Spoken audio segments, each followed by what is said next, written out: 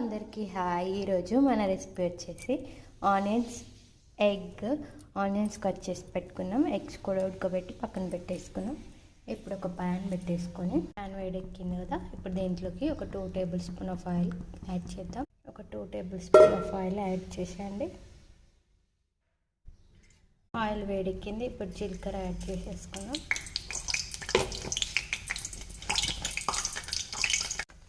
ఇప్పుడు మనం కట్ చేసుకున్న ఆనియన్స్ యాడ్ చేసేద్దాం.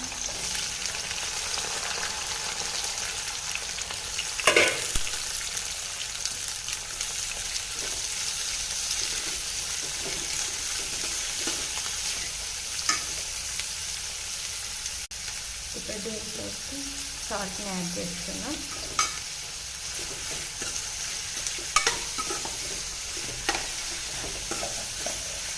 ఇలాగే ఆనియన్స్ సాఫ్ట్గా అయ్యేదాకా కుక్ చేయాలి.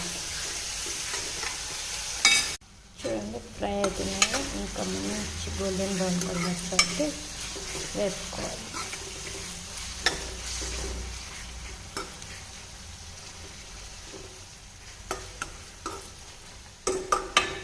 ఇప్పుడు చూడండి, కొంచెం ఆనియన్స్ సాఫ్ట్ అయినాయి కదా, దీంట్లోకి సరిపడినంత పసుపు యాడ్ చేసుకొని మిక్స్ చేసుకోవాలి.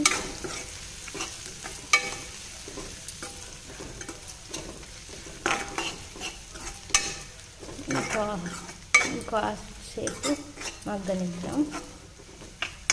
దీంట్లోకి కొద్దిగా కారం,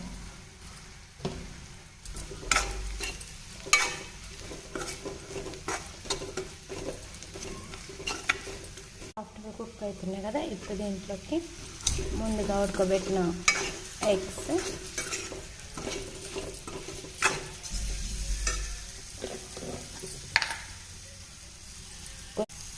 కొంచెం ధనియాల పొడి యాడ్ చేసేస్తున్నాం. ఇప్పుడు ఈ కారం ఇంకా ఉల్లిపాయ మసాలా ఎగ్స్కి పట్టేంతసేపు ఒక 5 మినిట్స్ అలా కలుపుతూ ఉండాలి.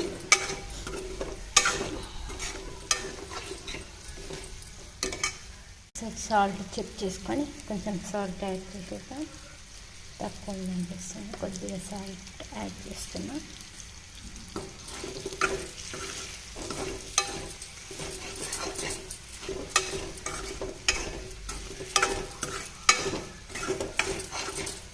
అంతే, ఇప్పుడు స్టవ్ ఆఫ్ చేసుకోవాలి. ఎంతో టేస్ట్కరమైన onions egg curry ready to taste and serve. Thank you for watching my video. Please subscribe and watch for more videos.